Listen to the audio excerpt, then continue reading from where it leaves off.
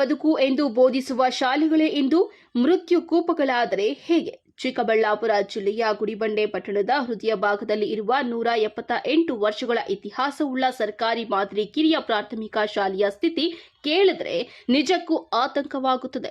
300ಕ್ಕೂ ಹೆಚ್ಚು ಮಕ್ಕಳು ಇಲ್ಲಿ ಶಿಕ್ಷಣ ಪಡೆಯುತ್ತಿದ್ದಾರೆ. ಆದರೆ ಆ ಕಟ್ಟಡದ ಸ್ಥಿತಿ ಮಾತ್ರ ಹೇಳತೀರದ್ದಾಗಿದೆ. ಶಾಲೆಯ ಮೇಲ್ಚಾವಣಿಯಲ್ಲಿ ಗಿಡ ಗಂಟೆಗಳು ಮೊಳಕೆಯೊಡೆದಿವೆ. ಕೊಠಡಿಗಳ ಒಳಭಾಗಗಳಲ್ಲಿ ಗೋಡೆಗಳು ಬಿರುಕು ಬಿಟ್ಟಿದ್ದು ಯಾವುದೇ ಕ್ಷಣದಲ್ಲಿ ಮೇಲ್ಚಾವಣಿ ಕುಸಿದು ಬೀಳುವ ಭೀತಿ ಎದುರಾಗಿದೆ. ಪ್ರಾಣವನ್ನ ಕೈಯಲ್ಲಿ ಹಿಡಿದುಕೊಂಡು ಮಕ್ಕಳು ಪಾಠ ಕೇಳುವ ದುಸ್ಥಿತಿ ನಿರ್ಮಾಣವಾಗಿದೆ. ಇಷ್ಟೆಲ್ಲ ಸಮಸ್ಯೆಗಳು ಇದ್ರೂ ಪೋಷಕರು ಅನಿವಾರ್ಯವಾಗಿ ಮಕ್ಕಳನ್ನ ಶಾಲೆಗೆ ಕಳುಹಿಸುತ್ತಿದ್ದಾರೆ. ಆದರೆ ಒಂದು ವೇಳೆ ಏನಾದರೂ ಅನಾಹುತ ಸಂಭವಿಸಿದ್ರೆ ಹೊಣೆ ಯಾರು? ನಮ್ಮ ಶಾಲೆಯಲ್ಲಿ ಯೋಗ, ಕರಾಟೆ, ಸಂಗೀತದಂತಹ ವಿಶೇಷ ತರಗತಿಗಳನ್ನು ನೀಡುತ್ತಿದ್ದೇವೆ. ಆದರೆ ಕಟ್ಟಡ ಶಿಥಿಲವಾಗಿರುವುದರಿಂದ ನಾವು ಶಿಕ್ಷಕರು ಮತ್ತು ಪೋಷಕರು ದಿನವೂ ಭಯದಲ್ಲೇ ಕಾಲ ಕಳೆಯುತ್ತಿದ್ದೇವೆ. ದಯವಿಟ್ಟು ಜಿಲ್ಲಾಡಳಿತ, ಶಿಕ್ಷಣ ಸಚಿವರು ಮತ್ತು ಬಾಗೇಪಲ್ಲಿ ಶಾಸಕ ಸುಬ್ಬಾರೆಡ್ಡಿ ಅವರು ಗಮನ ಹರಿಸಿ ಹೊಸ ಕೊಠಡಿಗಳನ್ನು ನಿರ್ಮಿಸಿಕೊಡಬೇಕು ಎಂದು ಕಳಕಳಿಯಿಂದ ಮನವಿ ಮಾಡುತ್ತೇವೆ ಎಂದು ಮುಖ್ಯ ಶಿಕ್ಷಕ ಶಂಕರ್ ಅವರು ಹೇಳಿದ್ದಾರೆ. ವರದಿ ಸತೀಶ್ ಬಾಬು, ಎ ನಂದಿ ಟಿವಿ, ಗುಡಿಬಂಡೆ. ನನ್ನ ಹೆಸರು ಎಂ ಶಂಕರ್, ಮುಖ್ಯ ಶಿಕ್ಷಕನಾಗಿ ಸರ್ಕಾರಿ ಮಾದರಿ ಹಿರಿಯ ಪ್ರಾಥಮಿಕ ಶಾಲೆ ಗುಡಿಬಂಡೆ ಇಲ್ಲಿ ನಾನು ಕರ್ತವ್ಯ ನಿರ್ವಹಿಸುತ್ತಿದ್ದು. ಇದು ಉತ್ತಮವಾದಂಥ ಇತಿಹಾಸವನ್ನು ಹೊಂದಿದೆ. 1856ರಲ್ಲಿ ಪ್ರಾರಂಭಗೊಂಡಿದ್ದು. ಇದರಲ್ಲಿ ಅನೇಕ ವಿದ್ಯಾರ್ಥಿಗಳು ಮಕ್ಕಳು ಇಲ್ಲಿ ವ್ಯಾಸಂಗ ಮಾಡಿದ್ದು, ಅನೇಕ ಕ್ಷೇತ್ರದಲ್ಲೂ ಕೂಡ ಕೆಲಸವನ್ನು ಮಾಡ್ತಾ ಇದ್ದಾರೆ.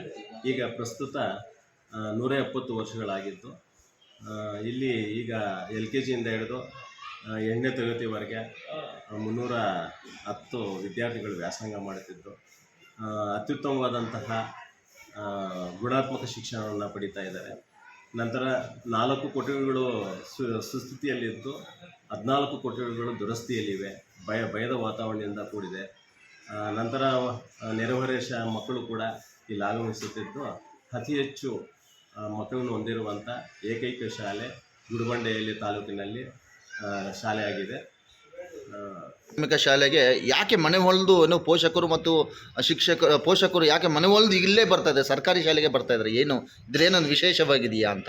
ಸರ್, ಇಲ್ಲಿ ಅತ್ಯುತ್ತಮ ಅಂತ ನುರಿತ ಶಿಕ್ಷಕರು ಇದ್ದು ಪ್ರತಿಯೊಂದಕ್ಕೂ ಕೂಡ ಪಾರ್ಟ್ B ಆಗಿರುವಂಥ ಕರಾಟೆ ಆಗಿರ್ಬೋದು, ಚಿತ್ರಕಲೆ ಆಗಿರ್ಬೋದು, ನಂತರ ಯೋಗಾಸನಗಳಾಗಿರ್ಬೋದು, ಪ್ರತಿಯೊಂದು ಕೂಡ B ಪಾರ್ಟನ್ನು ಮಾಡುವಂಥ ಒಂದು ನಿಟ್ಟಿನಲ್ಲಿ ಅನೇಕ ಮಕ್ಕಳು ಬಹಳ ಉತ್ಸಾಹದಿಂದ, ಸಡಗರದಿಂದ, ಮತ್ತು ಪೋಷಕರು ಸಹ ನಮ್ಮ ಮಗು ಗುಣಾತ್ಮಕ ಶಿಕ್ಷಣ ಪಡ್ಕೊಳ್ಳುತ್ತೆ ಎಂಬ ನಿಟ್ಟಿನಲ್ಲಿ ಈ ಶಾಲೆಗೆ ಆಗಮಿಸ್ತಾ ಇದ್ದಾರೆ. ಈಗ ಪ್ರೈವೇಟ್ ಶಾಲೆಗೆ ಕೂಡ ವಿಭಿನ್ನವಾಗಿರುವಂಥ ಶಿಕ್ಷಣವನ್ನು ಇಲ್ಲಿ ಪಡ್ಕೊತಾ ಇದ್ದಾರೆ. ಸರ್, ಮತ್ತೊಂದು ಪೋಷಕರ ಆರೋಪಗಳೇನೆಂದರೆ ಈಗಾಗಲೇ ಶಿಥಿಲ ವ್ಯವಸ್ಥೆಯಲ್ಲಿ ಶಾಲೆ ಪಾಠ ಪ್ರವಚನ ಮಾಡೋದಕ್ಕೆ ಶಿಥಿಲ ವ್ಯವಸ್ಥೆ ಕೊಠಡಿಗಳಿದೆ ಅಂತ ಹೇಳ್ಬಿಟ್ಟು ಗೊತ್ತಾಯಿತು. ಇದಕ್ಕೇನು ಉತ್ತರ ಹೇಳ್ತೀರಿ ಸರ್ ತಾವು? ಸರ್, ಈಗೂ ಕೂಡ ನಾವು ಬಹಳ ನೋವನ್ನು ಅನುಭವಿಸ್ತಾ ಇದ್ದೇವೆ. ಕೊಠಡಿಗಳಲ್ಲಿ 3 ಕೊಠಡಿಗಳು ವ್ಯವಸ್ಥಿತವಾಗಿವೆ, ಇನ್ನು ಅನೇಕ ಕೊಠಡಿಗಳು ದುರಸ್ಥಿತಿಯಲ್ಲಿದೆ. ಈಗಲೂ ಕೂಡ ಮಕ್ಕಳು ಒಳಗೋದ್ರೆ ನಮಗೆ ಒಂದು ಭಯ ಆಗುತ್ತೆ.